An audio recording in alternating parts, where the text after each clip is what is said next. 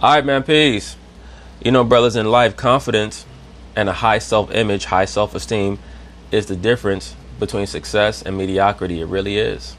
And I'm on record as stating that I don't believe that Mr. Lonzo Ball really even wants to be in the NBA. But he has fallen down this rabbit hole so deep that he has to play his part.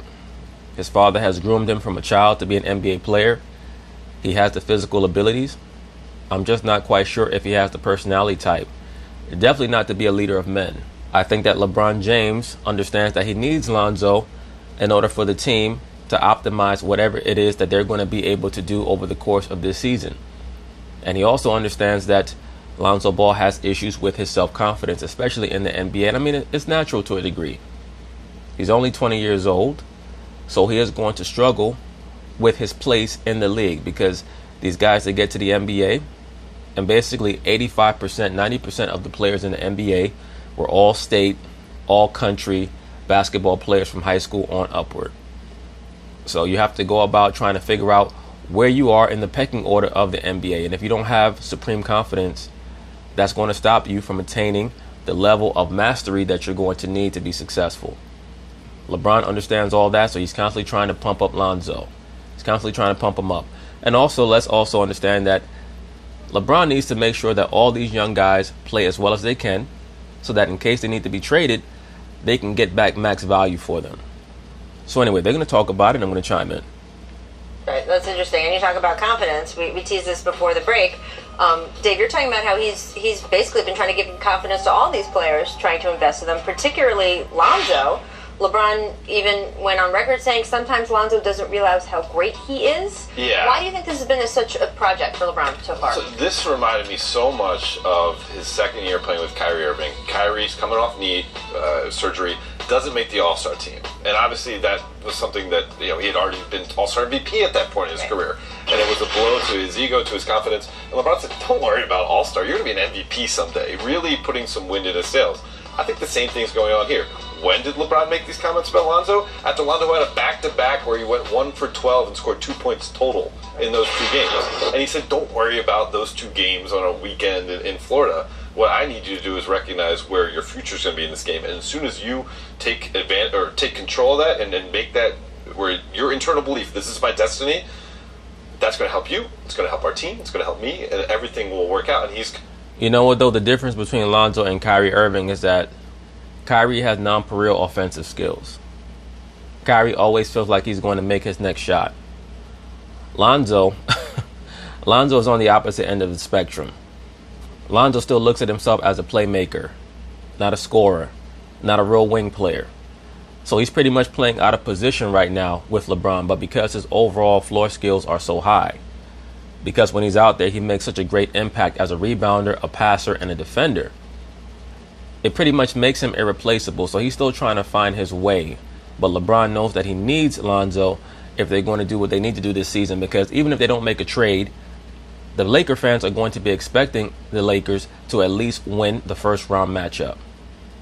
He's kind of coaching up the kids. Yeah, it's fun. I mean, for all of LeBron's speed and strength, court vision has always been his thing. And I think he's sort of simpatico with Lonzo, who's a real court vision guy. I mean, I think there's sort of a overlapping, and I'm not going to say that Lonzo Ball has LeBron James' skill, but I think there's a certain appreciation for the way... Well, as a passer, Lonzo's an even better passer than LeBron is. Once again, in my view, LeBron is a very overrated passer. He's a great passer, but they talk about him like he's Magic Johnson, and he's not. They say LeBron is much more Magic Johnson than he is Michael Jordan. No, he's not. The things that Magic Johnson could do on the offensive end as a passer have never been seen in the history of the NBA before or since he came into the league. LeBron is a great passer, but he's not even as good a passer as Larry Bird was. Way Lonzo plays, where he is casing out the court, he is a decision maker first and foremost, and I think that LeBron has a certain appreciation for that. This is an interesting idea about when we talk about leadership, and we're going to get into this with the Greg Popovich, Kawhi Leonard. I think this is fascinating. I think the idea of how you lead in the NBA is so interesting because, first of all, there's a bunch of different ways to do it. We know that. And also, it's a skill. Let me say this. In the history of the NBA, when you look at the great leaders who have come through the league, I would say since the modern era, which is generally recognized as the 1979-1980 season when Bird and Magic entered the NBA. You look at the great leaders, Magic, Bird, Isaiah, Jordan, John Stockton, I'll say Tim Duncan, Shaquille O'Neal, Kobe Bryant late in his career in the late 2000s. I'll even throw the LeBron D-Wade mixture in there in the early 2010s. And now, of course, you have that very, very strange concoction of Steph Curry and Draymond Green over in Golden State. I would agree that there is no one real concrete way to lead. But oftentimes, when a player has a personality type where they're very subdued, they're going to have a very strong-minded verbal coach who the players respect, if not adore. And that's what we saw the Pat Rileys and the Phil Jacksons and the Greg Popoviches. Because even Jordan earlier on in his career was not that comfortable being the leader. And according to many of the Bulls players, the real leader, the verbal leader, was Bill Cartwright, not Jordan. Now, on the second 3P team, Jordan took much more of a leadership role. But Phil Jackson was the person who controlled the overall tenor of that team. And that's why he took that same energy over to the Lakers in the early 2000s. And then, of course, by the late 2000s, Kobe had started to develop as the leader of that team.